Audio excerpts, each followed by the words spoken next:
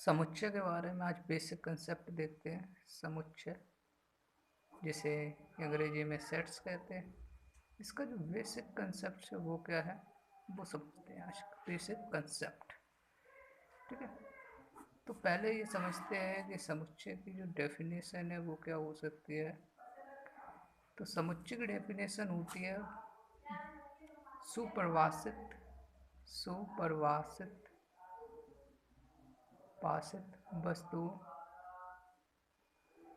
के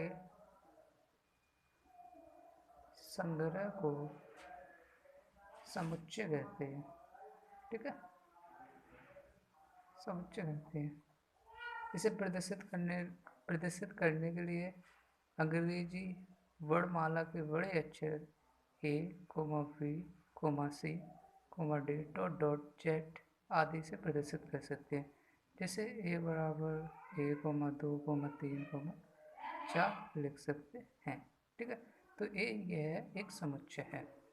दूसरी चीज आप समझते हैं समुच्चय के अवयव क्या होते हैं। तो समुच्चय के अवयव तो अंग्रेजी वर्णमाला के छोटे लेटर जैसे A, B, C, D, dot dot dot Z तक लिख सकते हैं। अंग्रेजी वर्णमाला के छोटे अवयव जो कि अवयव कहलाते हैं, इन्हें मझले कोष्ठक के अंदर लिखते हैं। तो समुच्चय में क्रम का कोई महत्व नहीं रहता, ये चीज़ ध्यान रखेंगे। क्रम का कोई महत्व नहीं रहता है, ठीक है, नहीं रहता है। दूसरी चीज़ ये समझने आनी चाहिए कि समुच्चय में किसी समुच्चय के अवयव को किसी भी लेटर को दोबारा नहीं लिखते, ठीक है, रिपीट नहीं करते हैं। दोबारा का मतलब रिपीट नहीं करते हैं। आप समझते हैं समुच्चय का निर्माण, यानी कि समुच्चय का निर्माण कितनी कितनी विधियां हैं जो समुच्चय को प्रतिनिधित्व। तो समुच्चय दो है, पहली है तालिका विधि, दूसरी है गुण विधि। तालिका विधि, गुण विधि। तो समझते हैं तालिका विधि क्या है।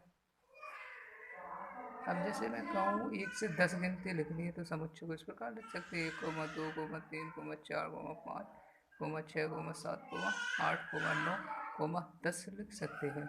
इसी प्रकार गुण विधि को अगर हम शो करें तो गुण विधि क्या होती है ये समझिए।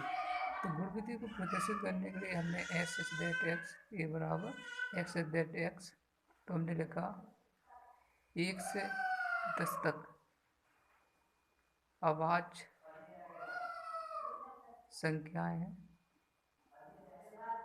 जो 1 लेस देन 10, जो 10 से छोटी हैं। तो ये एक समुच्चय होगा। अर्थात आवाज संख्या क्या होती हैं, वे संख्याएं जो स्वयं से विभाजित हो जाती हैं लेकिन अन्य संख्याएं से नहीं होती, जैसे 2 हैं, 3 है, 5 है, 7 है, 9 है। तो ये ए का मान ये हो जाएगा, ठीक है। तो ये आवाज संख्या हो गई। समुच्चय के प्रकार समझते हैं। समुच्चय के प्रकार कितने होते हैं। तो समुच्चय के प्रकार, तो पहला प्रकार होता है रिक्त समुच्चय। तो रिक्त समुच्चय किसे कहेंगे वो समझते हैं। ऐसा समुच्चय जिसमें एक भी अवयव न हो, तो इसे प्रदर्शित करते हैं मझले कोष्ठक फाई से डोनेट करते हैं। जैसे ए बराबर ये है, तो ये एक रिक्त समुच्चय है जिसमें कोई भी अवयव नहीं है। दूसरा आता है अपना एकल समुच्चय। एकल समुच्चय किसे कहेंगे ये समझ में आना चाहिए। एकल समुच्चय, तो एकल समुच्चय ऐसा समुच्चय जिसमें केवल एक अवयव होता है, उसे हम एकल समुच्चय कहते हैं। जैसे ए बराबर 1 लिख लो, जैसे बी बराबर आप 2 लिख लो, 2 लिख लो, 3 लिख लो, मतलब कुल मिला के एक ही अवयव होगा। इसके बाद आता है आपका परिमित समुच्चय। तो परिमित समुच्चय क्या होता है ये समझ बहुत आसान है। ऐसा समुच्चय जिसमें अवयवों की संख्या सीमित होती है उसे परिमित समुच्चय कहते हैं। जैसे रिक्त समुच्चय, रिक्त समुच्चय परिमित समुच्चय, क्योंकि रिक्त समुच्चय में एक भी अवयव नहीं होता है।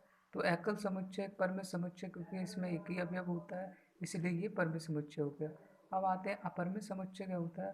अपरिमित समुच्चय उसे कहेंगे ऐसा समुच्चय जिसमें अवयवों की संख्या नहीं गिनी जा सकती, उसे अपरिमित समुच्चय कहेंगे।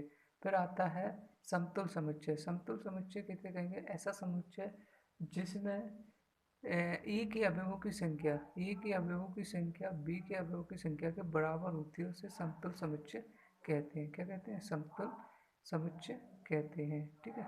नेक्स्ट आता है अपना विसंगतीय समुच्चय। विसंगतीय समुच्चय कैसे कहेंगे?